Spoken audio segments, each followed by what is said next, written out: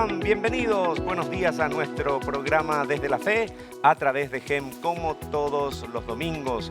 Este primer domingo de noviembre. Se va el año, penúltimo mes del año, y vamos a comenzar como siempre con la reflexión del Evangelio. Vamos a dar lectura al Evangelio de San Lucas, capítulo 16, versículos 9 al 15. En aquel tiempo, Jesús dijo a sus discípulos: con el dinero tan lleno de injusticias, gánense amigos que cuando ustedes mueran, los reciban en el cielo. El que es fiel en las cosas pequeñas, también es fiel en las grandes. Y el que es infiel en las cosas pequeñas, también es infiel en las grandes. Si ustedes no son fieles administradores del dinero, tan lleno de injusticias, ¿quién les confiará los bienes verdaderos? Y si no han sido fieles en lo que no es de ustedes, ¿quién les confiará lo que sí es de ustedes? No hay criado que pueda servir a dos amos, pues odiará a uno y amará al otro. O se apegará al primero y despreciará al segundo. En resumen, no pueden ustedes servir a Dios y al dinero. Al oír estas cosas, los fariseos, que son amantes del dinero, se burlaban de Jesús. Pero él les dijo: ustedes pretenden pasar por justos delante de los hombres, pero Dios conoce sus corazones, y lo que es muy estimable para los hombres es detestable para Dios. Palabra del Señor. Y hoy vamos a aprovechar la presencia de un invitado muy especial para hacer la reflexión del Evangelio con él. Está con nosotros José Tomás Martínez, él es laico, ya estuvo con nosotros en 2 ocasiones y hoy nuevamente para hablar del tema de las celebraciones que hemos vivido estos días, el de todos los santos y el de los fieles difuntos. Pero vamos a comenzar el programa saludándolo y reflexionando sobre este Evangelio. José, buenos días, ¿cómo estás? Buenos días, Mariano, gracias por la invitación. Gracias a vos. ¿Qué podemos decir de este Evangelio que sin duda deja a los fariseos mal parados, como casi siempre cuando se encuentran con Jesús? Así es, y justo Jesús se refiere a ellos, hombres religiosos. No estamos hablando de paganos, de gente que no cree en Dios, sino gente religiosa, extremadamente religiosa. Por eso nos habla también a nosotros, quienes trabajamos en la iglesia, quienes servimos, que a veces podemos también tener esa tentación de estar apegados al dinero. Sin embargo, como San Pablo en varias de las cartas recuerda que él trabajaba para poder mantener la evangelización, él le daba importancia al dinero, pero lo necesario. Y yo creo que Dios no condena tener dinero. Lo que condena sí es idolatrar al dinero. Porque así como nuestros hermanos protestantes nos atacan que somos idólatras los católicos porque tenemos imágenes, también San Pablo en una de sus cartas habla de que la idolatría puede ser del dinero, como del sexo u otros pecados grandes. Entonces, idolatrar es quitar a Dios de su lugar y poner a algo. Exacto. Y el dinero es la mayor tentación que tenemos.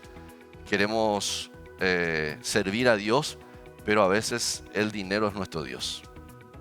Muy bien, gracias José Tomás por esta reflexión del Evangelio de hoy, aprovechando su presencia. Y ahora sí vamos a entrar, primero vamos a hablar en el orden de los acontecimientos. El 1 de noviembre celebramos el Día de Todos los Santos.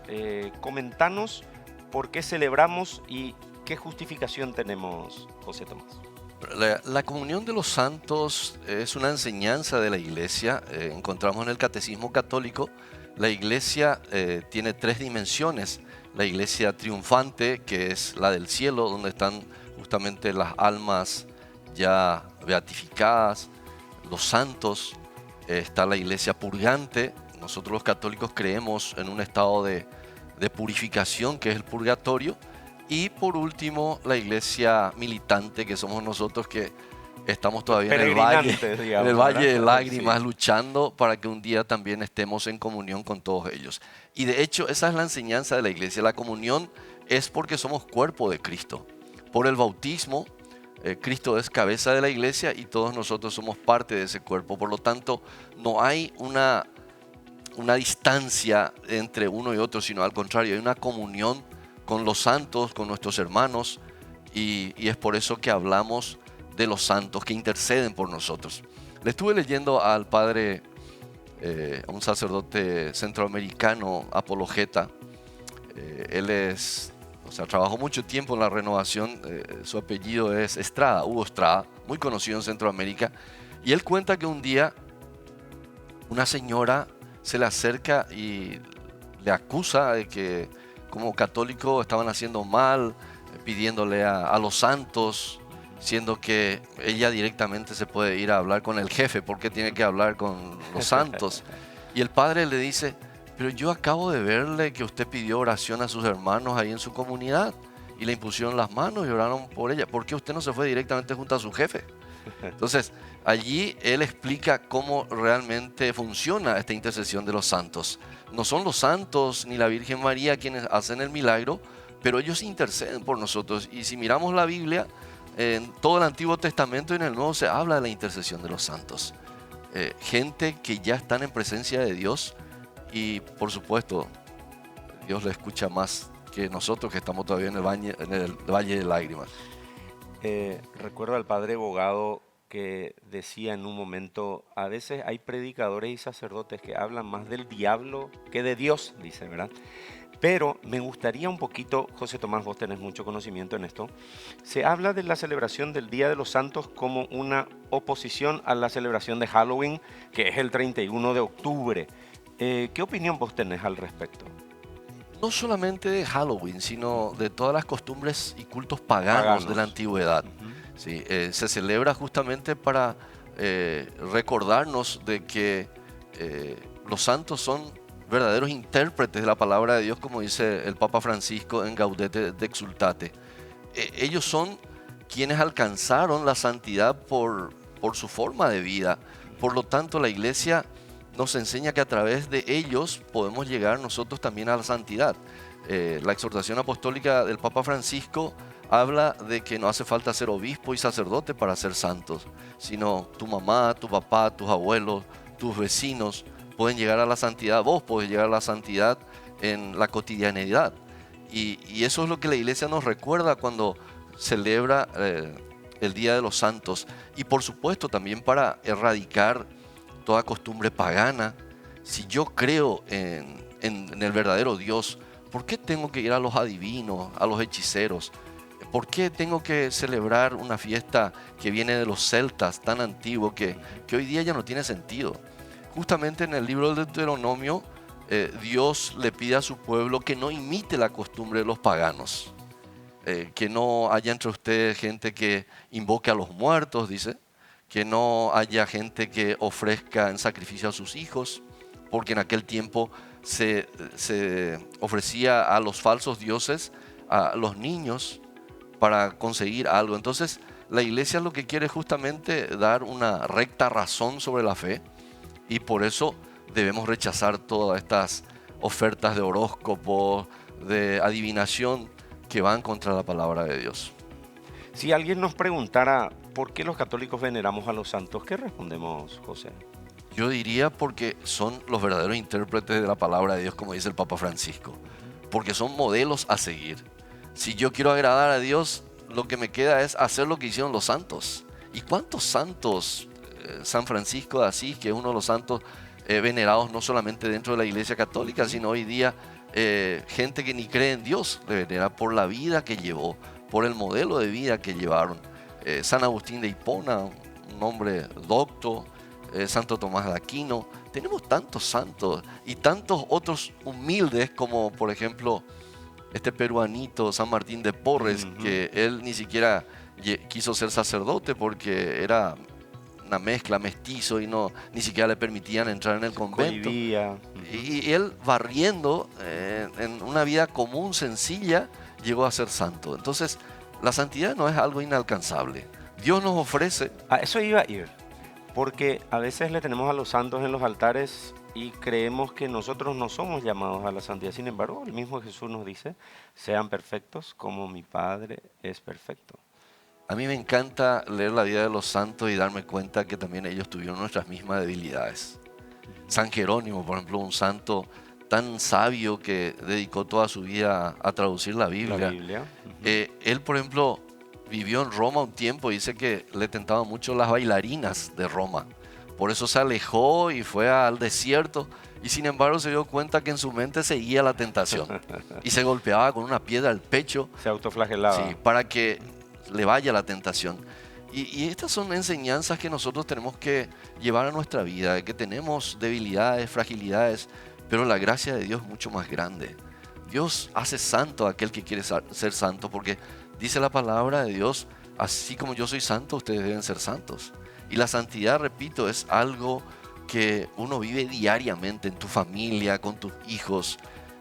A veces es difícil vivir esa santidad con tu esposa cuando ella te dice una cosa, vos querés otra cosa y empiezan las discusiones. Pero es allí donde uno va muriendo para que Cristo vaya creciendo. ¿Algún santo predilecto? El mío, por ejemplo, es San Francisco. Yo tengo varios, pero me llama mucho la atención la vida de San Agustín de Hipona. Más todavía porque leí mucho sobre sus libros, las confesiones, y vi ahí la lucha permanente de un hombre frágil como nosotros, buscando la verdad, incluso en herejías. Él estuvo metido acá, se metió en cuestiones de astrología, y sin embargo al final encuentra al verdadero Dios. Y cuánta enseñanza dejó para la iglesia. Un sabio que defendió la doctrina católica con toda su vida, con toda su fuerza. En la vida de los santos y en esa relación con Jesús no hay tráfico de influencias, José Tomás, ni uno que tenga más poder que otro. No, yo creo que ahí está la verdadera justicia de Dios, de que no vas a entrar en el cielo porque sos amigo del cardenal. Exacto. No vas a entrar en el cielo porque sos amigo del Papa. Sí. Y de hecho que, hablando crudamente, el propio Papa Francisco, ¿acaso no se escandalizó de la curia romana, de los privilegios, de las influencias? Pero no por eso vas a entrar en el cielo, no porque estás en Roma. Yo no voy a jactarme de porque me fui a hacer curso en Roma ni en Jerusalén, ni porque conozco toda la Biblia, sino por la cotidianidad, por la entrega a Dios, por la muerte a ese yo tan fuerte que tenemos. Porque yo creo que la verdadera lucha del santo no es tanto contra el diablo, sino contra nuestras debilidades. Así es, estamos en compañía de José Tomás Martínez, laico, conversando con él acerca de esta festividad que hemos celebrado en estos días, la festividad de Todos los Santos. Y al volver de la pausa, vamos a hablar de otra celebración importante dentro de la Iglesia Católica que tuvimos estos días, que es el de la celebración de los fieles difuntos. Nos vamos a la pausa y ya volvemos enseguida.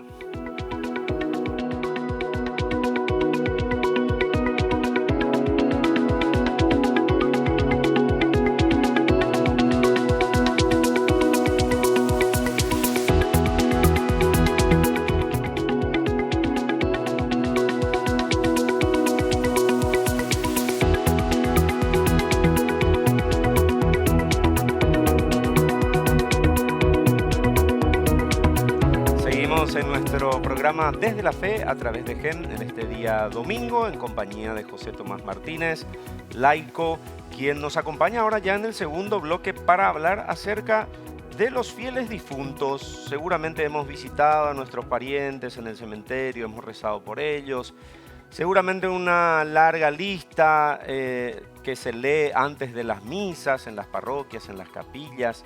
Bueno, hoy queremos hablar un poquitito de esto, ¿por qué lo hacemos? José Tomás, ¿por qué rezamos por los difuntos? ¿Por qué les tenemos muy presentes? Hay una fundamentación bíblica, Mariano, y en esto diferimos con los hermanos protestantes porque ellos no tienen el libro justamente que trata de lo que nosotros los católicos hacemos con nuestros muertos. Creemos en el purgatorio, entonces la iglesia nos enseña que para estar en presencia de Dios tenemos que estar puros, limpios. Y hay veces que uno va a a su morada final con ciertos pecados veniales, entonces debe pasar por una purificación. ¿Por qué nosotros rezamos por los muertos? ¿Por qué mandamos a hacer misa? Esto encontramos en el segundo libro de Macabeos, en el capítulo 12, desde el versículo 38 al 46. Ahora, si yo hablo con un protestante me va a decir, pero ese no es un libro canónico. Para nosotros sí. Entonces, hay una diferencia de 7 libros, los libros deuterocanónicos, que ellos no tienen y nosotros tenemos. Ellos van a decir que ustedes le agregaron, nosotros le vamos a decir, ustedes quitaron 7 libros. Entonces, para nosotros esto es válido. La historia cuenta que Judas Macabeo va con sus hermanos después de una batalla a juntar a los muertos y encuentran que la mayoría de los muertos debajo de la túnica tenían un ídolo, o sea, una reliquia ofrecida a los ídolos de Yamnia. Tipo un amuleto, ¿no? Un amuleto que estaba ofrecido a ciertos ídolos de Yamnia. Entonces ellos se sorprendieron porque dijeron, estos pecaron, la ley manda otra cosa, entonces esto no está bien. Y para que sus hermanos no vayan a la perdición eterna, ellos deciden rezar por ellos, por el alma de sus hermanos muertos.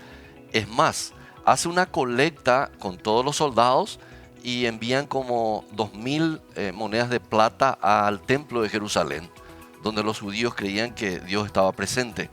Y al final de esta explicación dice lo siguiente, el hagiógrafo bíblico, que es muy importante, quiero compartir. Dice, todo esto lo hicieron muy bien, inspirados por la creencia de la resurrección. Pues si no hubieran creído que los compañeros caídos iban a resucitar, habría sido cosa inútil y estúpida orar por ellos. Pero creían firmemente en una valiosa recompensa para los que mueran como creyentes. De ahí que su inquietud era santa y de acuerdo con la fe. Esta fue la razón por la cual Judas ofreció este sacrificio por los muertos, para que fueran perdonados de su pecado. Palabra de Dios. Te alabamos, Señor. Entonces, nosotros los católicos, basados en esta cita bíblica, pedimos a Dios el perdón de los pecados de nuestros familiares, amigos, parientes que han muerto como creyentes. Esto también es importante. La doctrina del purgatorio no es que orando yo por un muerto ya se salva. Sí. Se salva. No, de hecho, sirve para aquellos que creyeron, pero murieron en un estado de pecado leve. Y están en ese proceso de purificación. Exacto, no es que una persona que mató, una persona que tuvo pecados mortales murió y después con mi rezo yo voy a solucionar su problema. No, entonces es un estado de purificación para entrar en presencia de Dios. Y justamente el padre Hugo Estrada dice, mucha gente cree que el purgatorio es un pequeño infierno. Y él explica que el purgatorio es realmente una obra de la misericordia de Dios. Porque hasta incluso después de la muerte Dios nos está dando un estado de purificación, un estado en que uno puede experimentar la verdadera misericordia de Dios. Un espacio para purificarnos y limpiarnos, básicamente es así. Exacto, porque la palabra de Dios en muchas partes, por ejemplo, cuando también se refiere en el libro de sabiduría, en el capítulo 3, si mal no recuerdo, habla de que los justos entran en un estado de purificación por el fuego. Y Dios los halló santos, dice. Quiere decir de que la Biblia fundamenta eso de que nosotros tenemos que entrar en un estado de purificación. San Pablo también dice en una de sus cartas, en la carta a los Corintios, la primera, de que uno construye con paja, otro con ladrillo y después eso se va a probar con el fuego, dice, que es lo que soporta. Entonces, este es el estado de purificación que las almas pasan y nosotros creemos que con el sacrificio, la Eucaristía, Jesús murió por nosotros y estamos recordando constantemente ese sacrificio. En la misa ofrecemos por nuestros muertos para que Dios perdone sus pecados, como dice la palabra de Dios.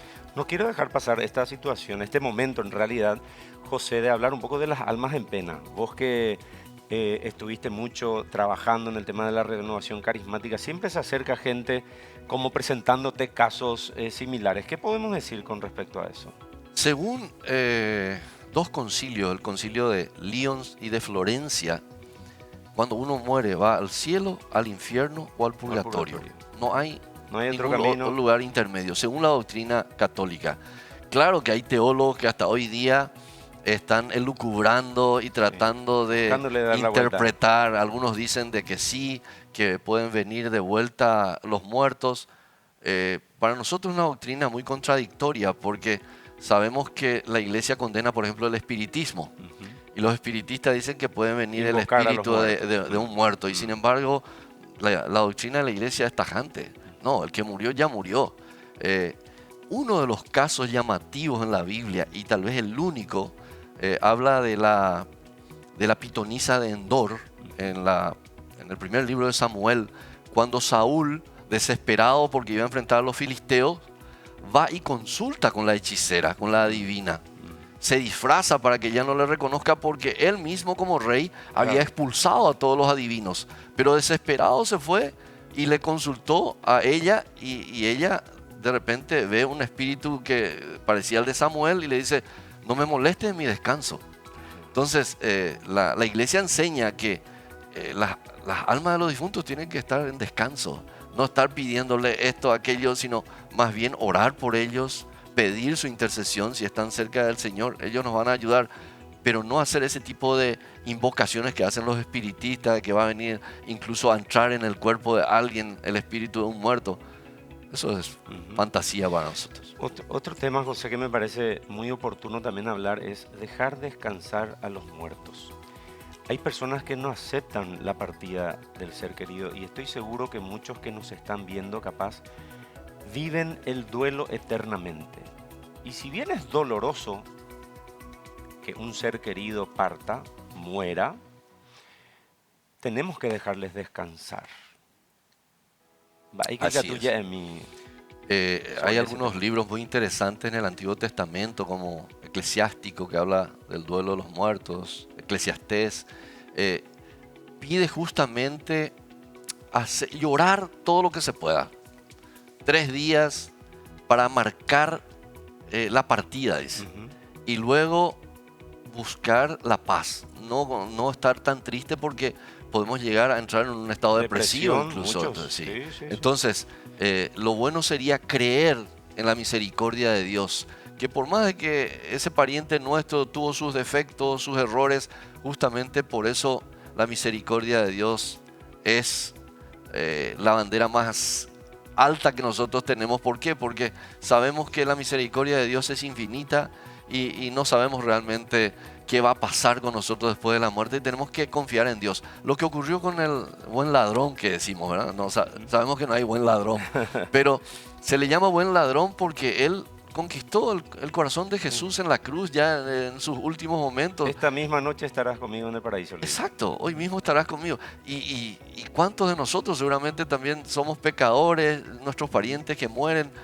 Pero lo más grande es que Dios es puro amor, misericordia, y no podemos nosotros estar juzgando a la gente, vos te vas a salvar, vos no te vas a salvar. Eso queda a cargo de Dios. Para cerrar, José, me llega una pregunta. Si hay un tiempo determinado para rezar por los difuntos. Algunos hacen triduo, otros novena, otros rezan cada año, le hacen otra vez una novena.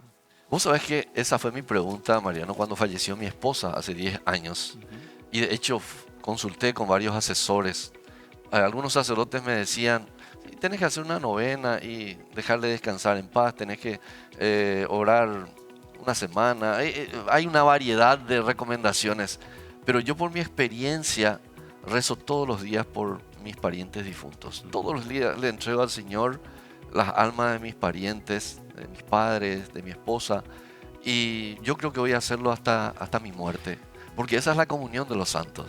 Para mí la oración es como esa moneda que vamos guardando en el banco.